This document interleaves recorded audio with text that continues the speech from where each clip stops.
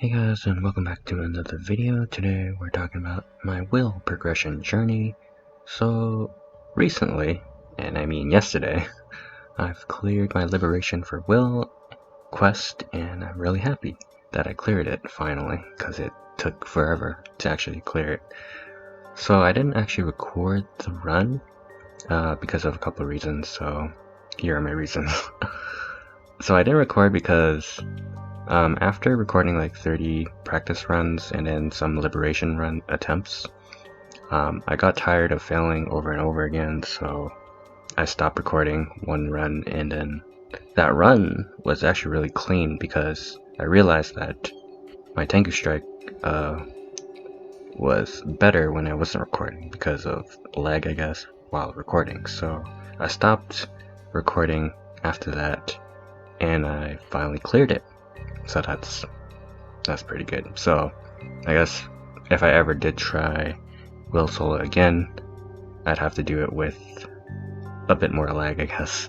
But also I was kind of losing hope after like 40 runs or something, and I was like, man, I'm just gonna record and just fail another run. So it was kind of rough, but I'm glad I finally did it, especially before the next Black Mage run that we're doing in April. But yeah, I finally cleared it, and I'm really glad I did. So this video is about my journey on my will progression, I guess, and what things I did to actually clear the boss. So when I first started out in phase 1, I didn't know how it would go, because in a party you usually burst down like the HP bar for both dimensions and then just wait for test, right? But since you're alone, your DPS is kind of limited, which means you have to balance out the HP, right? So, and then I also realized that you don't get a lot of moonlight in phase 1 when you start out with. So, and when I was in a party, I kept getting hit by like the spider legs, which stalls your moonlight gauge, which, you know, that sucks. And the blue balls also steal your moonlight gauge, which is another factor that I didn't consider. So basically, when I went in my first time, I pretty much couldn't swap after like depleting the HP bar, so then it just healed back to full, which really sucks, right? Because then you're stuck in P1 for even a longer time, right? So ideally you want to like 2-2-2 phase 1 in order to have enough time for the other phases. So that was a good learning experience. Dodge better, basically. Preserve your moonlight gauge in order to swap in that critical first segment. Also, splitting my damage. So my Kanna isn't that strong because I'm an absoluter, right? So I need to split my damage correctly. So what I do is that when I first enter the boss, I charge domain, and then I burst them down with all my buffs, except for my Ring of Strength 3. So my Roar 3, I save it until I swap dimensions. I also short bind the first dimension I spawn into. The second I swap, I long bind him with the foot bind, and then I use my Roar 3, which is pretty much like a domain basically, so I have enough damage to at least take it like about more than half for both sides. So that's how you can 2-2-2 the first phase 1, at least in my case with my damage and stats. Another nice thing is that Haku, having Foxfire, right, because of Haku, prevents you from getting KO'd by the screen crack. So you don't actually have to worry about tests actually as a Kanna, so that's really nice. Because some people, or like the other people without iframes, I guess, would have to like time the eye and then somehow survive the other thing by hitting the eye and then get that barrier, right? But for the Kannas, you can just ignore the entire screen crack, and that's both screen cracks, so you gotta make sure you have Foxfire, of course. I did die a couple times because I didn't have Foxfire, so that was a mistake. So check your buff bar for sure, look out for that.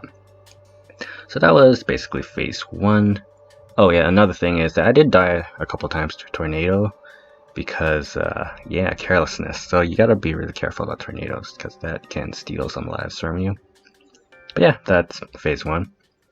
So after phase 1's finished, you want to swap out familiars for healing familiars. So you want to have that preset fixed up there so you can swap really fast. So phase 2, definitely need healing familiars. I did try once without healing, and that was a disaster. I died with my burst like when I entered, basically. So here, I first started out trying this stage, and I died a lot because I wasn't used to dodging his attacks, because in a party, again, you just burst him down and you don't really have to do any mechanics, right? But here you're alone, so it'll take a while. So it takes me about like two binds to actually get him down to the HP bars or block. So yeah, that's a while. So you gotta avoid him quite a lot. So decreasing the TP distance was recommended me by a friend to help me liberate, right? So phase 2, really important, because those spider legs, they come down and they have like a pretty short distance. If you have like long TP, you will usually TP into another spider leg because the teleport is so long, so you want to have more controlled teleport. So I think I had my TP, Kanna TP at level 5, because I had it at level 1, I tried it, it TP so short, it's so bad.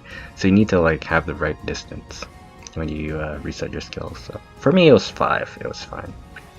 But that was a very useful tip. Recasting healing familiars. So when you're really low and you need to heal and you don't have Moonlight, you can just spam your familiar key, resummon your familiars, or unspawn them, then respawn them, and then you'll get that immediate healing, which is really nice. I've learned that from a couple of videos, so that's a really nice cheese. Other than that, after you learn how to avoid the spy legs, heal, you're pretty much good to go. Yeah, that's about phase 2 in a nutshell. So phase 3 is the hardest one of them all. So once you get to phase 3 with 10 lives because you mastered phase 1 and phase 2, this is the hardest part. Because, well, for phase 3, you definitely want at least 8 lives, I would say, to actually clear the boss. Because the biggest concern about phase 3 is definitely the surrounding webs, which, when you're in a party, it doesn't really matter unless you have a really low DPS party, I guess. But yeah, the webs actually is the biggest issue in this part, which actually why it is like so cancer, basically. This is why Will is so cancer as solo, I guess, because there's not enough cleansing power. Unless you have enough damage to, out DPS it, I guess, or some iframes like Dark Knight. But yeah, so when you first start out with this phase, you want to use all your iframes during move, because you don't want to risk killing yourself and losing domain, because domain, you can't use buff freezes for it, so that's a huge damage loss if you die with domain, which I've done countless attempts, and I've died a few times with domain, which is not good, which caused my DPS to like lack. Even if I do good with web cleansing, if I die with domain, it's like kind of over. So you want to use every single tool to 100% chance to survive that. So dodging legs and dodging blue balls is critical in the stage, because your Moonlight gauge is your life, basically. You want to preserve as much Moonlight as possible by avoiding the blue balls, because they steal Moonlight gauge, right? The legs stall your Moonlight regeneration, which is pretty huge, because yeah, you want to maximize that cleansing power. So for me, I struggled to get to the second domain, which is pretty critical in the DPS I needed to clear enough HP before the webs encroach. And usually the webs, the time you want to like survive into is usually 4 minutes and 30 seconds. I hear that people can go longer. I even heard someone went for 6 minutes, which is kind of insane. But yeah, 4 minutes and 30 seems to be the longest I can stay in there anyways. So, and that's probably how much you need for the second domain. So yeah, once you get to that stage where you need to burst bind him upon death. Also, you need definitely all your resistance links level 2, 8-second iframe upon res, because that's the only way you can actually kill phase 3 by relying on that res burst strat, I guess.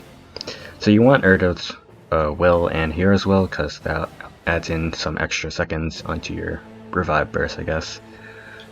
And yeah, basically you res.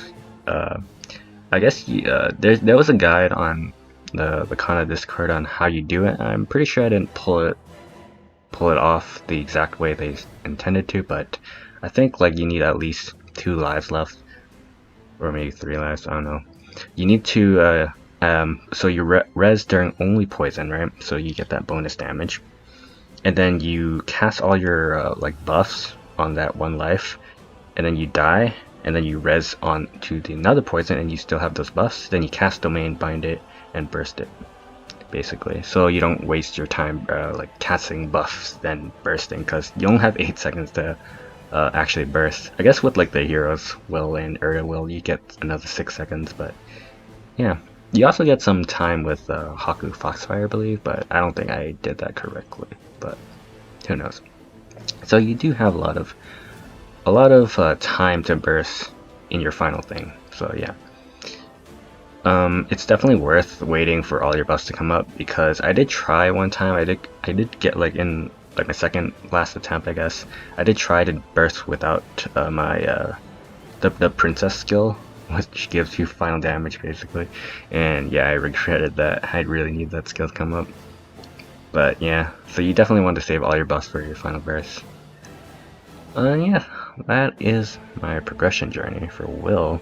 It was a really tough boss fight, and yeah, I don't want to do a Will solo again, but I'd probably try it so that I can actually record one, but maybe when I get stronger so I can cheese more. Right.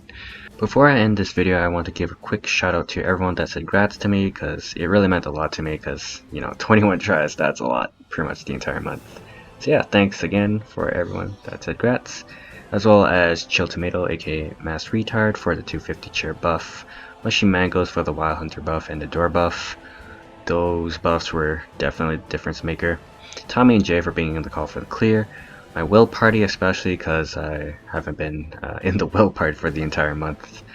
James Tenerbus for the Will tips, as well as my Black Mage party for useful tips. Yeah, could have not done it without you guys.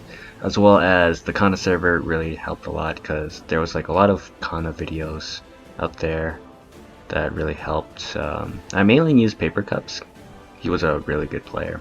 But yeah, I hope you guys enjoyed the video. It's a bit of a long one. I've never really talked through one of these videos, except for, I guess, my Oz guide video, I guess. But yeah, I hope you guys enjoyed, and I'll see you guys in the next one.